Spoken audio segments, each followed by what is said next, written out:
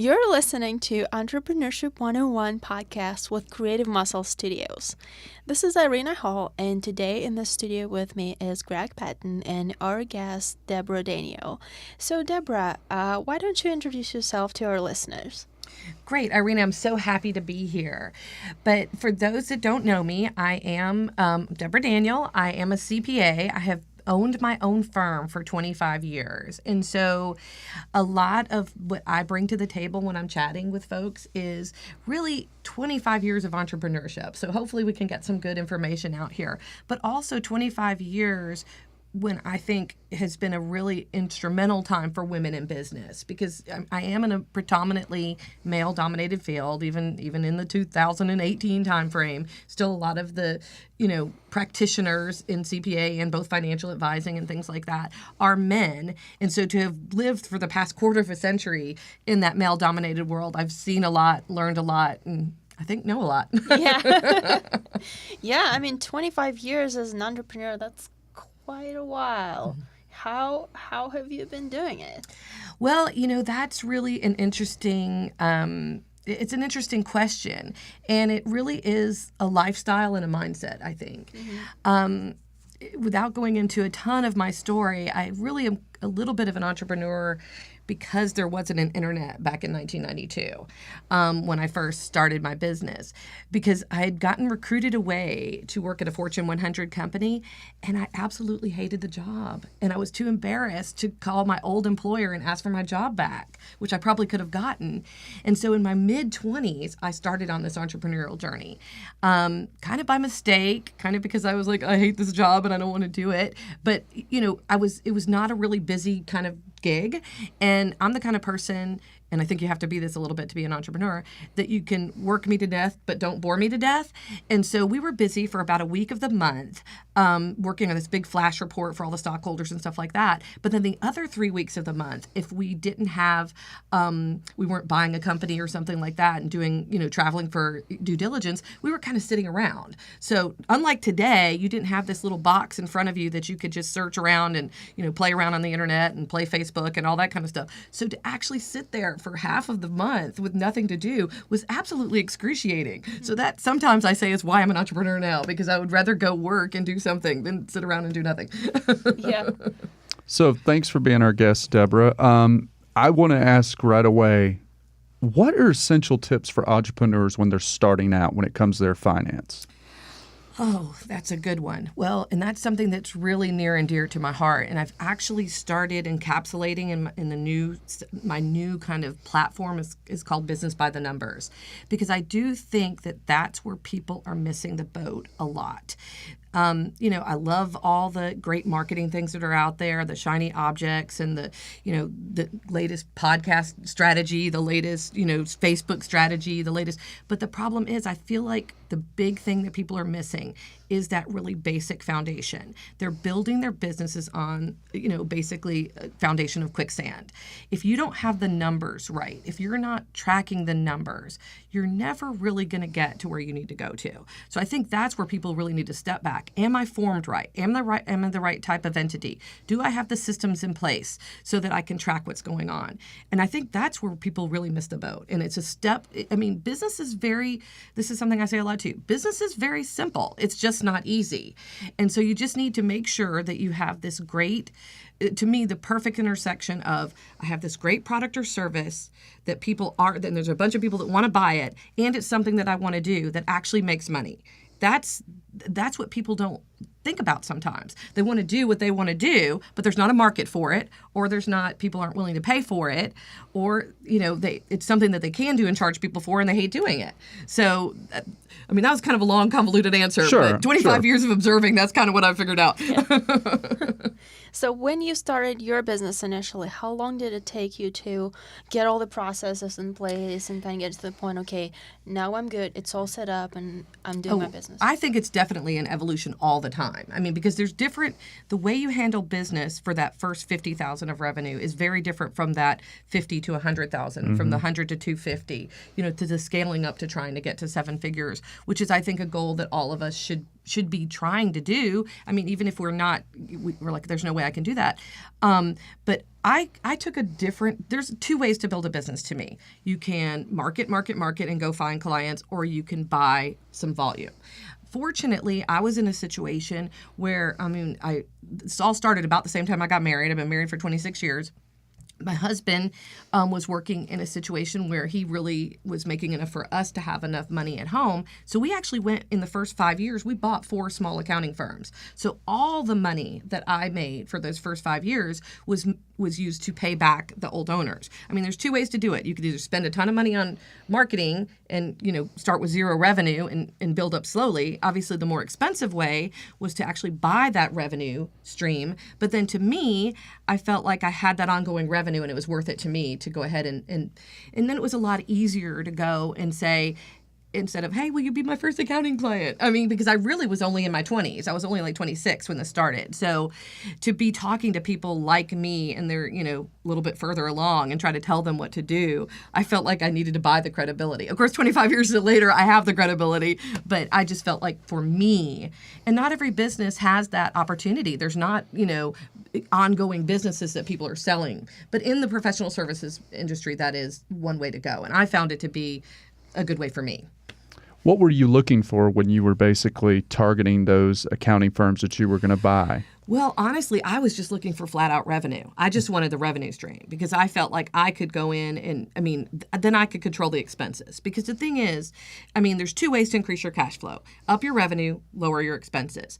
I personally don't think you can cut your expenses into wealth, really. So really, the top line number was really important. But I will tell you, one of the biggest things for me, and still is a struggle for me a little bit, is you have to be willing to sell. You have to be able to sell. And especially people from a professional services background sometimes don't feel like it's icky to sell. Yeah. Women kind of feel like it's icky to sell or whatever. But I think one of the reasons that I've been able to be successful for 25 years is that I kind of consider myself more of an entrepreneur who sells accounting services. And it's morphed into a lot more than that since then. I do a lot of business coaching. I do financial planning for my clients. I do pretty much anything money related. I help them. But it started out just being an accounting business for a long time. But the thing is, in addition to those just financial systems, you've got to be willing to sell or have somebody that's selling for you. That's just flat out all there is to it. You could be the greatest, most wonderful practitioner or business in the world, but if you can't ask people to buy from you, you might as well just stay home. Yeah, that's a big problem, I find. Where do you think the negative impression when it comes to selling comes from those entrepreneurs starting out? Because anybody who comes from a sales background understands, okay, that's the lifeblood, that's the economy, that's what makes businesses work. Mm-hmm. Why do you think entrepreneurs who have big ideals always struggle with the sale process? I'll tell you, I think what it is a little bit, you're giving them the opportunity to work for you instead of feeling like you're imposing on them to buy from you. You see, if you can switch that mindset between I'm offering this to you, some will, some won't. So what? Somebody's waiting. Instead of feeling like, oh my gosh, this is so stressful. If they don't want my product or service, they don't like me.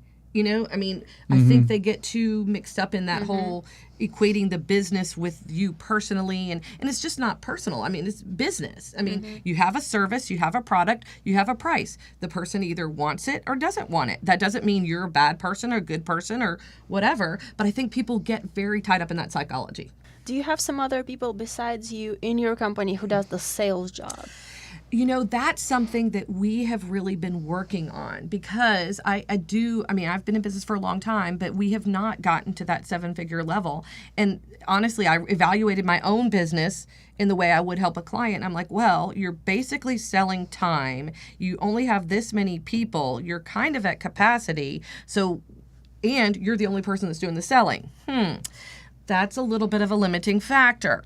So what we did is I actually added 2 new team members. So before the capacity came, because I didn't want to get the work, and we are standardizing our product offerings.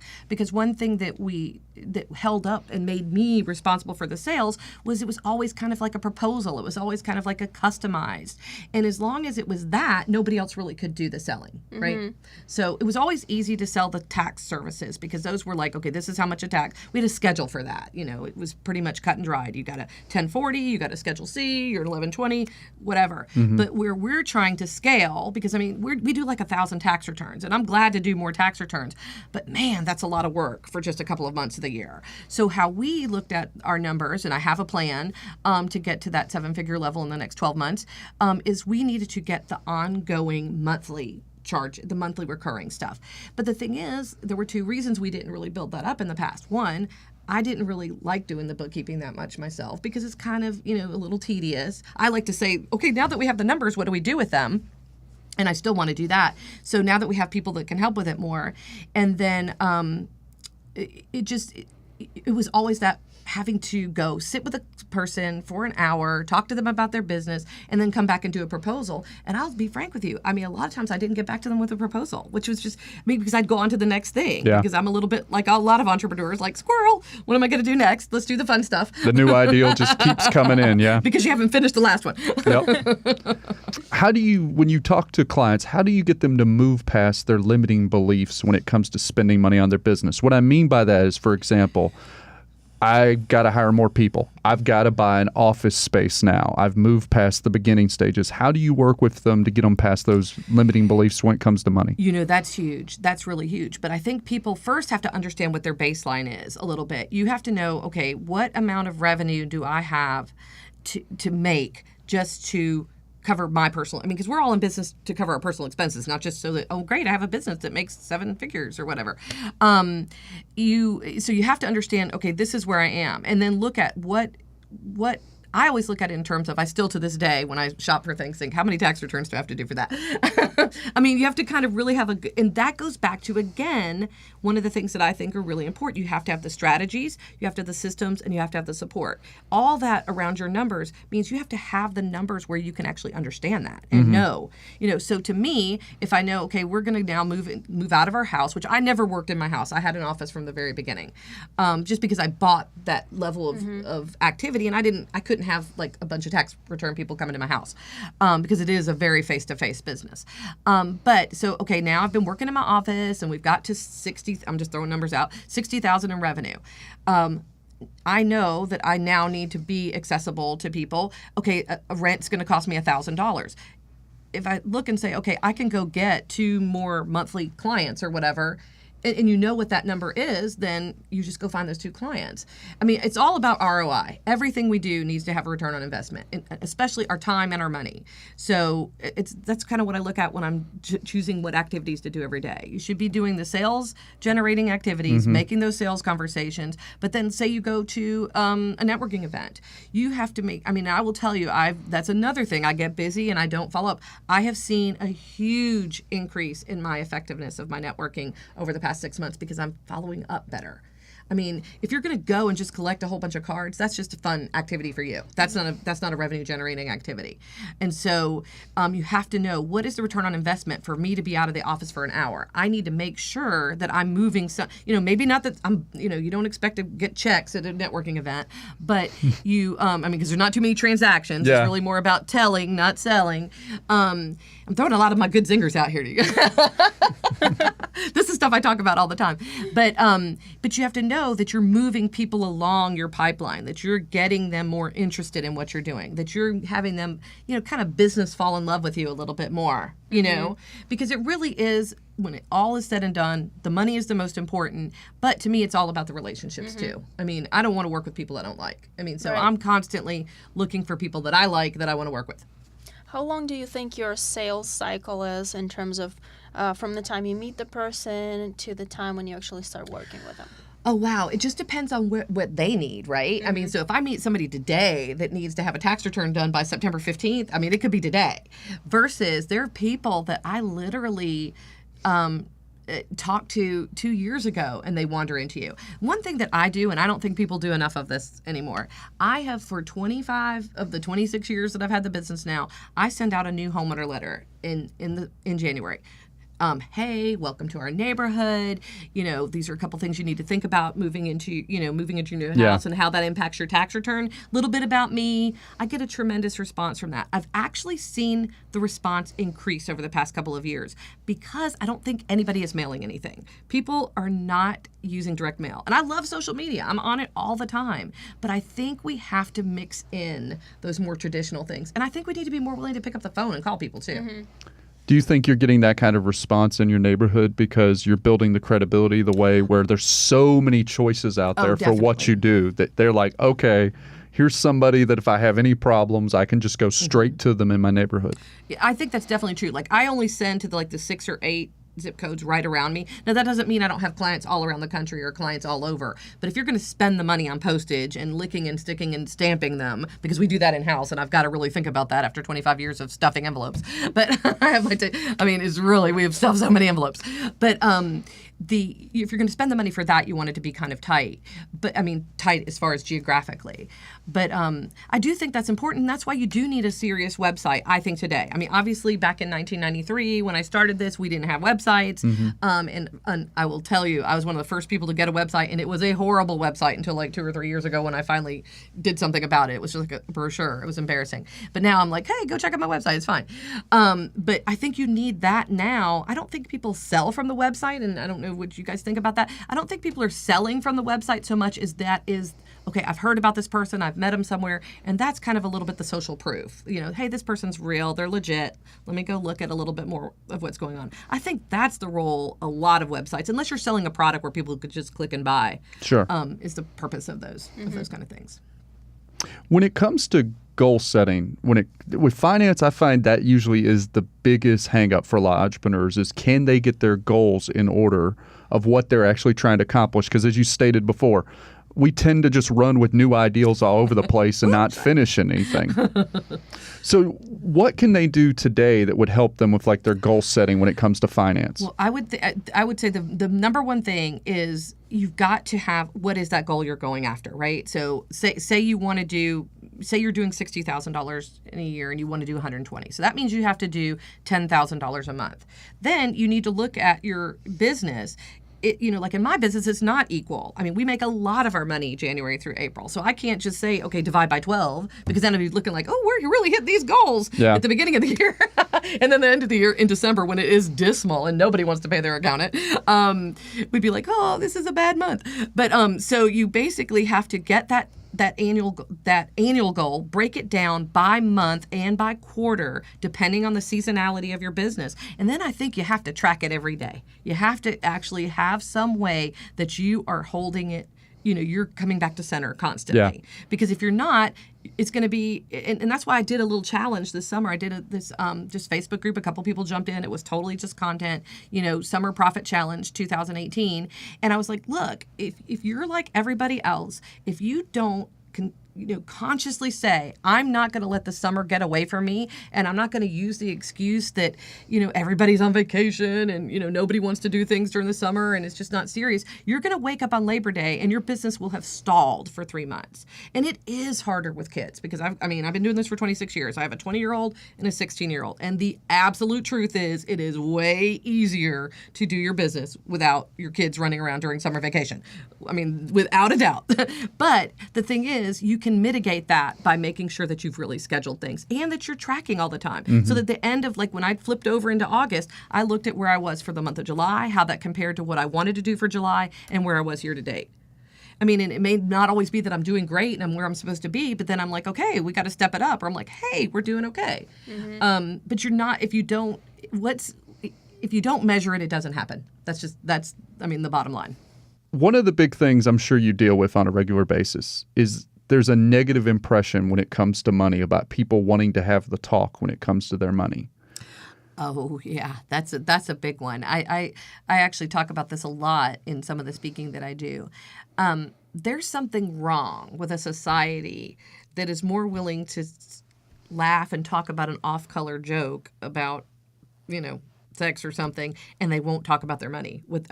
I use the example all the time. You'll be sitting at your Thanksgiving table with all your extended family, and nobody will say anything about money. One, because somebody might be embarrassed because they're not making enough. Somebody might be like, I don't want to brag. And shouldn't we be talking about our money habits? Shouldn't we be, hey, this is what's working for me, or this is what I'm thinking about? But I think the problem is the whole money thing is really is crazy. I don't think that, this is my opinion on money, it is our almost moral obligation to pursue in an ethical way, making as much money as we possibly can, not so that I could buy more stuff or my kids could go to a different school or I can have a new car. But the fact is, you can't impact lives if you can't keep your lights on. And so the more money you make, the more impact you can have. And so, and the more you talk about money with people, the more comfortable they get about it. Because it is a taboo subject. I mean, it's like, yeah. Even when you're asking people to buy from you. I mean, I still even stumble when I'm like, okay, and the cost is X, because we're just like, are they going to judge us? Is that too much? Is that not enough? I mean, and then we get that whole weird, if they don't want to pay me, they don't like me. And, we just have to separate that. I mean, money is a tool. And as long as we get okay with that and see that it is the tool that keeps everything going. I mean, it goes back to, that's why they call it currency, because it's a flow, and it's when sometimes I feel like we hold on to it so tight that it actually repels more of it coming to you. And not talking about it is the same thing. Yeah. We're getting kind of deep here. This is kind of thing where I wonder if a lot of it has to do with is the lack of education out there when it comes to money. Oh, absolutely. Actually, one of the first courses that I ever did, and I'm actually going to reboot this because it was really very popular, is like a financial fitness for teens. And I kind of ran into that because my kids were, obviously thinking that there was like a money tree out in the backyard and we just went and pulled it off whenever they needed it, and just put it on the credit card. I'm like, oh, well, that has to be paid sometime. But kids don't understand how money works and how, and I don't think people are having those conversations with their kids. So if you break it down and explain this is how things work, and oh my gosh, the funniest, this is very funny. I had one employee come to me and say, but I'm not on Medicare. Why is there Medicare coming out of my check? I'm like, well, honey, this is kind of how it works. When you're working, they take out Social Security and Medicare from you. When you retire, you get some of it back. But it was the funniest thing. I still crack up about that because she's like, I'm not on Medicare. Why is there Medicare coming out of, I'm not on Social Security. Why is this coming out of my check? Right. Because they just don't understand what's going on.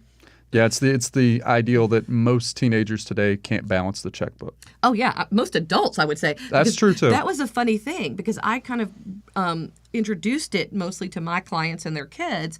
And so many parents were like, hey, that sounds like really good information, but can I come too? Yeah. And so I was like, sure, the parents can come for free. Right now, I think one of the things that our listeners are probably wondering is what step can they take right now to put them on to a positive money mindset? Oh, wow, there's so many. But I would say the first thing is to get really a little bit more in touch with your own relationship with money. I mean, and just, whatever, there's reading about it, there's, talking with other people about it. Hey, what are you doing that's successful? Just taking the whole ickiness about talking about it, I think is the first thing that you can do. But then you've just got to have a goal.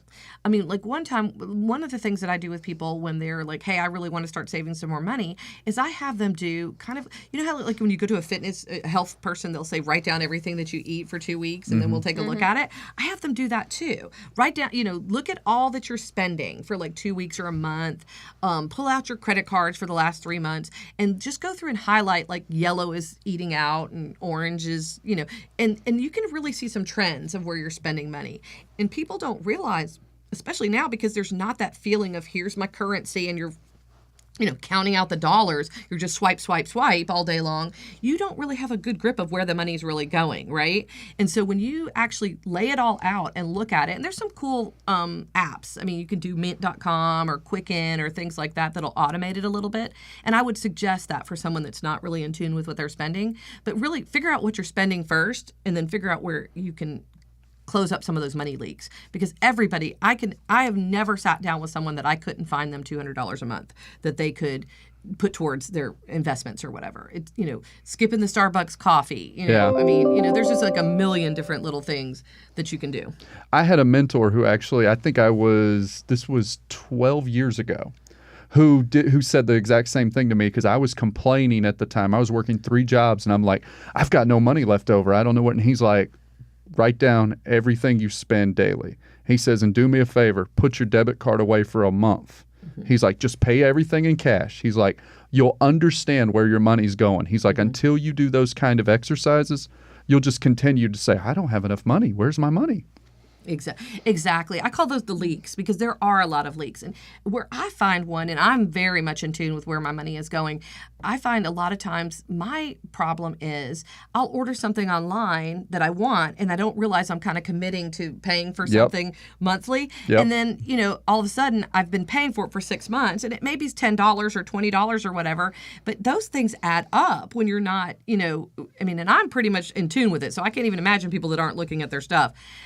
One thing that amazes me on this topic is I have so many clients who will bring me their stuff and none of the envelopes are even opened to do their tax return. Yep. I'm like, you haven't even looked at this stuff. I mean, you can't, avoiding it doesn't solve the problem. But that's why they think they're paying the account, is so they don't have to look at that and they can just kind of have over. It's like when the doctor gives you the physical and it comes to the money physical, it's like, I don't really want to know these things, but I kind of need you to tell me what's going on. Oh, and I think most people don't know what's really going on. I mean, they're just, I call it managing by the checkbook. There's money there, so it's okay for me to spend. But is it really what I should be spending it on, right? So when it comes to people getting the right money mindset, you're saying that goal setting seems to be the biggest thing. What is it about being able to have the conversation, say like that Sunday dinner table conversation with money? Why is it that a lot of entrepreneurs are okay doing that in their business, but when it comes to their personal, that's when they seem to want to avoid the money conversation? And that is so true. I mean, honestly, that you're hitting a raw nerve for me really right now, because I have a son that's in college and it seems like he's spending so much more money than I think he should. And when I look back, I assume that just being around us, he would absorb a lot of our habits and stuff.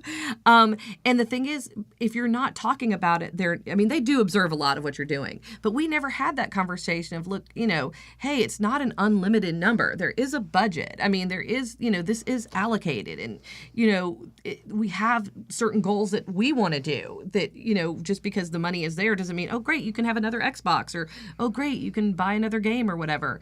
I mean, just because, it's kind of like in your business, just because you can do a task doesn't mean you should be doing it. Just because you have the money doesn't mean you should buy everything that you see, and I think having that conversation with your kids early on, that's something that it's hard once they're older, because they've already kind of gotten into this, oh, well, they're going to let me have whatever I want attitude.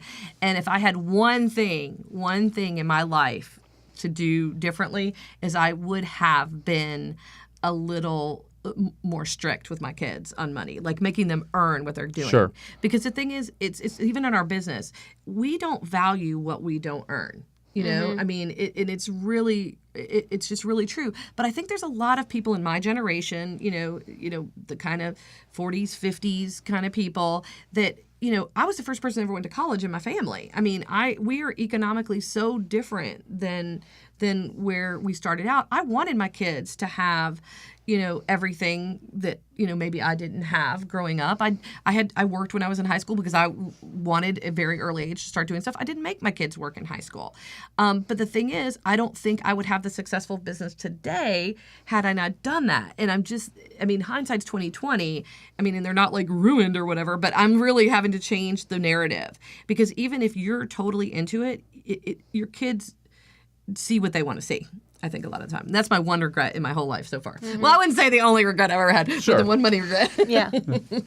When it comes to the debt conversation, I'm sure you see that a lot in terms of entrepreneurs. Like, what is the most practical thing that they can do when they get into debt when it comes to their business? Well, I would say, I'm kind of a bad person to talk about debt, because I don't really like debt at all, unless it is for something that is going to increase in value, like your house, unless, you got to have a car. I am totally anti-credit card debt. I mean, Okay. I use my credit cards like crazy, but we pay them off every single month. Other than when we've had an opportunity to buy a washing machine and dryer for 0% interest, we do not, in 26 years of marriage, we do not carry a credit card balance. Absolutely hasn't happened, isn't going to happen. That's discipline. Unless it's a 0%. I mean, unless, I'm going to use somebody else's money. Mm-hmm. But the thing is, that one thing has been instrumental in building our wealth, I can tell you. Because everybody else that I have seen, that you just, when you're just paying the credit card payments, I mean, that great shirt that you got at Macy's for $50, but you take a year to pay it off, is now $100. Yeah. That's huge. I remember when we first got married, my parents sacrificed. I didn't have any student loans.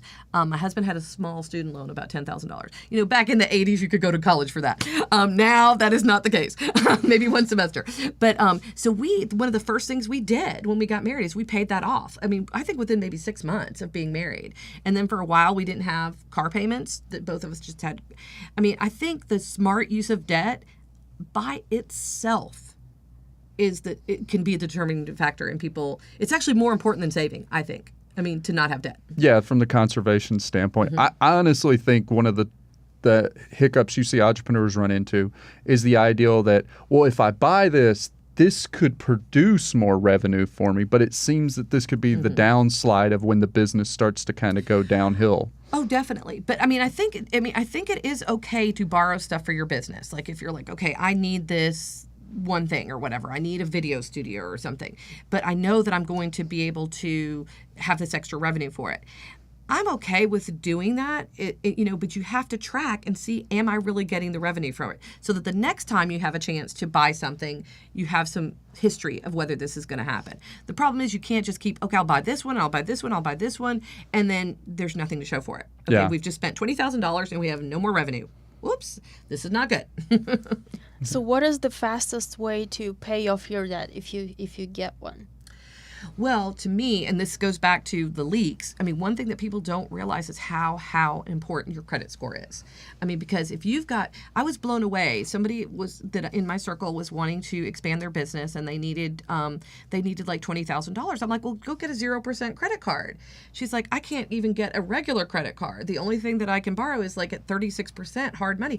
I mean, that is unfathomable to me. I mean, like if I wanted to go today, I could easily get a 0% credit card. So the best thing to do is guard your credit. Do whatever you can, and there's a couple factors. That's a whole nother conversation on how to get your credit up, the smart use of credit. But get a 0% credit card if you can, or a lower credit card. Transfer the funds over to that, and then just push as much as you can towards it. But the bad thing is, it's kind of like your advisor told you in the past, you got to put the debit card away. It doesn't do you, or the credit card away. It doesn't do you any good to be saving. Yeah. But I mean, I always, and I come back to this again, and my husband and I argue about this all the time when I'm wanting to spend. I'm like, well, he's like, let's not spend that. I'm like, well, let's just go get some more revenue, and then then it's a non-issue. Yep. So to me, just get more revenue. Right. Is the easiest way, and then always pay off the debts first. I think. The highest debt first, and then move on down. That's definitely the mindset of Creative Muscle Studios. We have those conversations. Talking about putting your credit card away, I just heard this piece of advice. If you want to put your credit card away, put it in a jar with water, put some water in it, and put it in the freezer. So the next time you want to use it, you're actually going to have to unfreeze it. Like, take it out of the freezer and actually unfreeze it. That's really true. But the thing that really, I think you need to have that... you need to have the access to capital, right? I mean, that's so important. Maybe one of the most important things about a business, because, one of the ways we bought those businesses is usually in that kind of thing, it's seller finance, but we still had to have down payments. I mean, it didn't occur to me. I mean, we borrowed the down payment. We were only 26 years old. We didn't have a ton of money. We had to buy, I think the first down payment we needed was like $50,000 or $60,000. We borrowed that from my parents and my husband's parents' retirement account. So by damn, I was going to definitely pay that back. I mean, I could not pay back, so when you've got the motivation to pay it back, but that access to capital. So So sometimes if you put your credit card away where it's frozen and you do need something for your business, that does kind of keep you from getting to that capital. But some of the most important things that business owners don't think about is, where can I get the capital? Do I have a way to support myself while this business grows? Because I had a tenant, we own our building where we are. I had a tenant that was upstairs, and that was just a whole cluster. He didn't get the concept that you had to get what was left over after the business expenses to use for your personal. He actually had like a roofing company or something like that. So he was taking people's deposits and spending on whatever he needed, and then he got behind where he couldn't pay for the work to be done. And so in kind of also skipped out on us not paying his rent and left a bunch of angry people knocking on the door because he had taken the money, used it for himself. And I mean, you just can't do that. I mean, you have to make sure that you have the savings to support yourself for 6 months, or you have your spouse, like I thankfully did, that was providing. And we lived very, very modestly. I mean, we lived in a very inexpensive condo. We didn't have car payments. We didn't, go on expensive trips when we were trying to build the business or whatever. You've got to have that other source of revenue, because no business, I don't care how great it is, immediately starts producing enough revenue for you to live on. And people just aren't willing to do that. And I think the other factor is most of them are not willing to do the work that it takes. Right. Because this is not an easy journey. I mean, if you want easy, go get a job from somebody else. Because the fact of the matter is, there's nothing harder than constantly having to go out and hunt and gather your own people. I mean, unless you've got some kind of gig that's recurring all the time, you're constantly hunting and gathering. At least in your job, they're going to pay you whether, they're out there hunting and gathering for you a little bit. Right. So speaking about different revenue streams, once you have your business set up and it's bringing money, how do you introduce other revenue streams into it? Well, that's interesting that you say that, because to me, I think every business should have multiple revenue streams, and not particular. I mean, and this is universal. I mean, most of us start out with a product or service, or like in the instance of a professional services business, we were selling basically stuff by the hour, pretty much. Then you want to move to some kind of what I call leverage dollars per hour. And maybe that's a package. Maybe that's instead of, okay, we're going to charge you $25 an hour for your bookkeeping, we put together your bookkeeping, your payroll, and your tax return, and we're going to bundle that in to $300 a month or whatever. And you can do that with almost, I'm just using that example, but every business, you're going to move from that model of dollars per hour, which is how most of us start out, to some kind of bundled services or packaged services. And then you want to have some kind of recurring revenue. Like, we actually are QuickBooks Pro advisors. And so we have clients that are getting their QuickBooks. We have a wholesale price and we charge them for the QuickBooks at the retail price. And, it's a little bit, but I don't have to do anything for that revenue. It's just happening every single month. So you want to have some kind of recurring revenue that isn't tied to your time. And then the fourth piece, and this comes back to the whole money thing that I think people leave out of, you need to, in your business plan, have a kind of a piece of the business that you're taking a portion of what you're earning and that's being invested also to work for you, not related to your business. That way all your eggs aren't in one basket, and maybe that means buying your building instead of renting it, so you're investing in that. Or maybe it means, whatever retirement account that you're doing, a SEP or a simple or a 401k in your business. You've got to have that component in there to have a strong long-term business, I think. So if you have what I call those 4 buckets, that's when you're really successful, I think. What do you find, if you're coming from a professional services, is a great way to increase a revenue stream?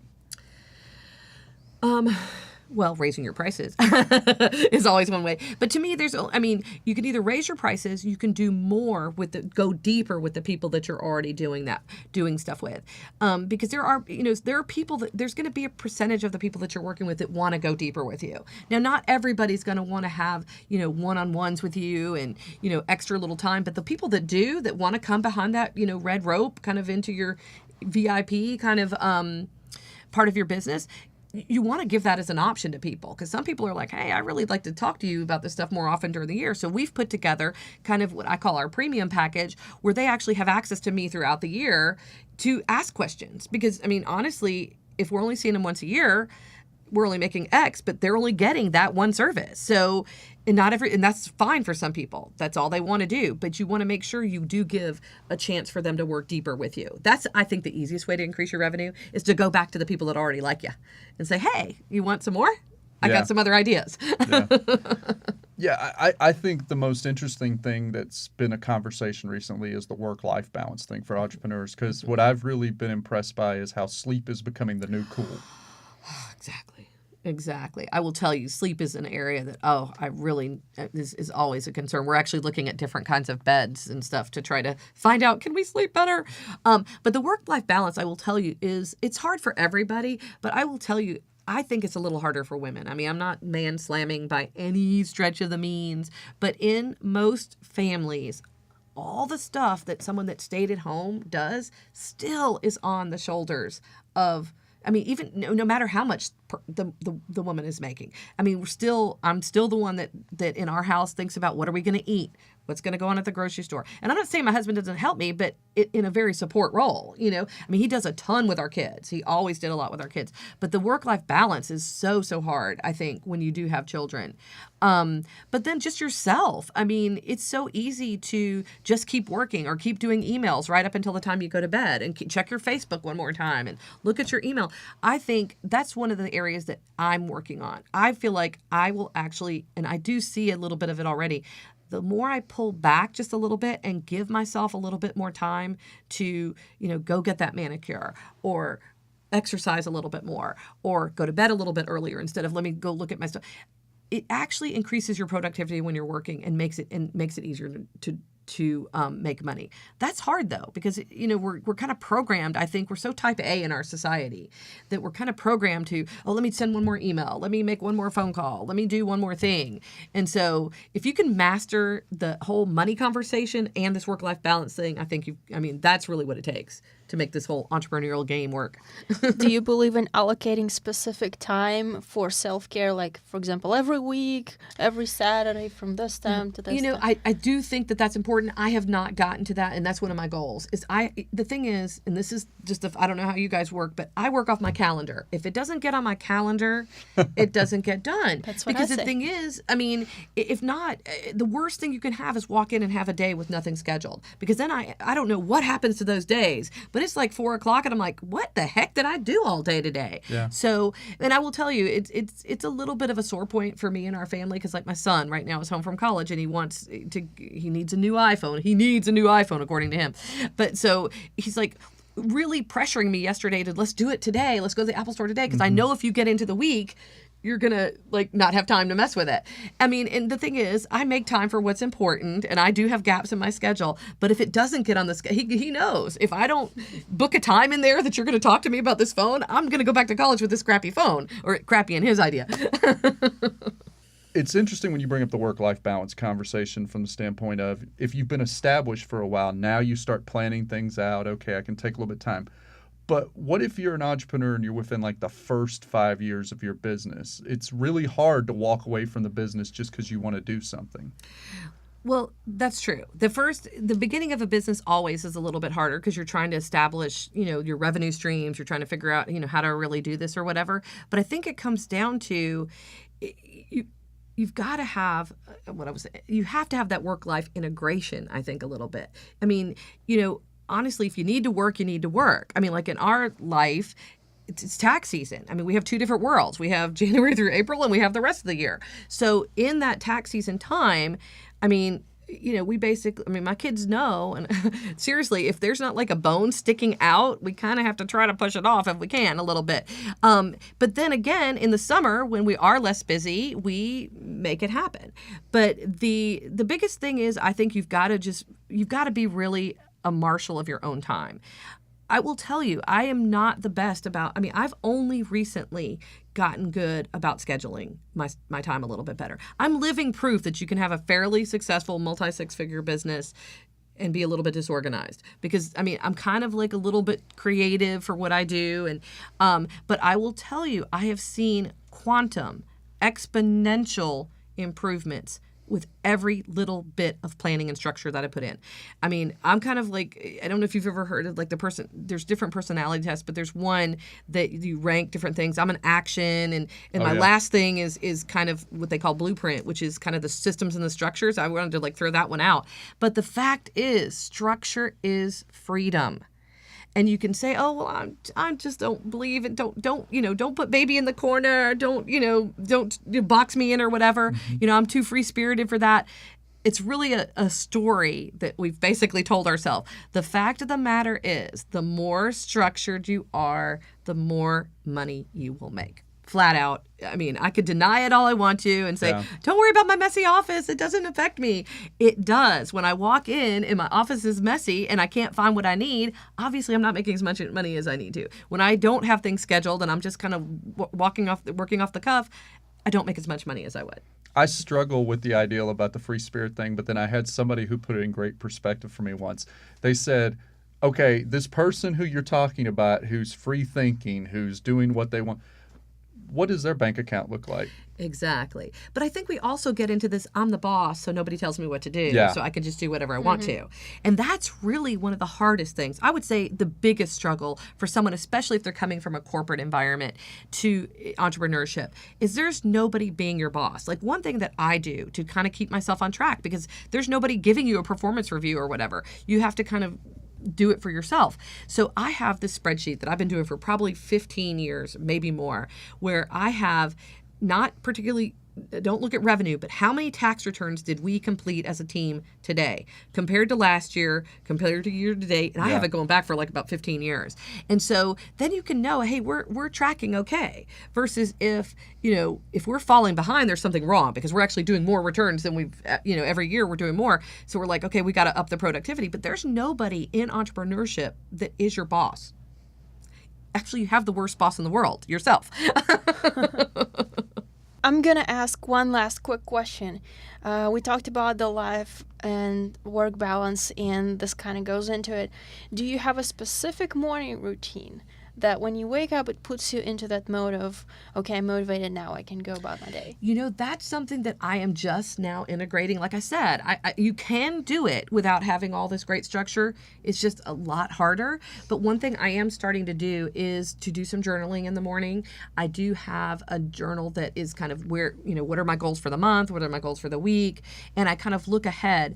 I find that actually what's helping me the most is to be a little more prepared in the evening, or like right before I leave, I get with my assistant and say, okay, what's going on for tomorrow? So that I have a little bit more hit the ground running kind of atmosphere, because if not, it's kind of like, okay, what am I going to do now? Yeah. And it's kind of like almost with like, to me, we're trying to get healthier.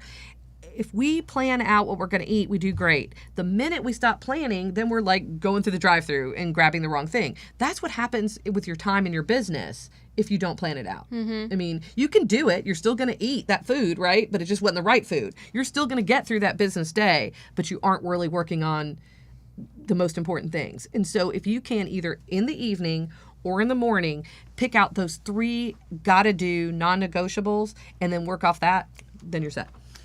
So we've talked a lot about the money. We've talked about how you basically with the finances. What about yourself? What is it that you like to do with the money that you are bringing in your business? We like to save. It's one of the things we like to do. And I will tell you, that's all about money mindset too. I mean, you bring into your psyche money attitudes that were formed at a very young age. And so if you are in a very different economic situation than you were, as a child, you could be Warren Buffett and still have a little bit of trouble spending. But I think one thing we like to do is, I like to spend money on stuff that saves me time. My mom laughs at me, but back in the 70s, I used to say I was going to be a business person and I wasn't going to do housework and stuff like that. I don't like to do housework. So I pay for convenience a lot of the time and things that save me time. I still like a good bargain. Like if I'm out shopping, I always check out the sale rack first, and then if I usually can find something I like. But to me, what I do with the money is the ultimate is to be able to buy yourself more time so that you can do the things that you want to do. So you don't feel like, oh my God, I got to do those dishes, so I can't really read this book. That's what I like to do. And I think you've got to have that why. What am I doing this for? Yeah. Why am I doing this every day? Right. All right, wonderful. I think we got some really great nuggets of advice in regards to money today. Thank you, Deborah, so much for coming in and chatting with us. It's been a pleasure. Hey, I hope some of that made sense. It's just the 25-year journey I've had this is just what I've seen. Yeah, definitely. And so, Deborah, for our listeners, how do they find you? What's your website? My website is charteraccounting.com. And I also have another website, DeborahDaniel.com, which is more of my speaking and talks a little bit about money mindset. The charter accounting is really for my clients. I mean, there's some other stuff on there, but that's how they communicate with us. But if you're just interested in kind of my thoughts on the whole money thing, a lot of that is out on that DeborahDaniel.com. Sounds good. So thank you so much for listening. This was Entrepreneurship 101 podcast with Creative Muscle Studios with your hosts, Arena Hall and Greg Patton. We are on Anchor, iTunes, Google Music, and all major podcast platforms. Our website is creativemusclestudios.com. Check us out, subscribe to our YouTube channel and our social media channels. Stay tuned for our next episode and be brave and passionate.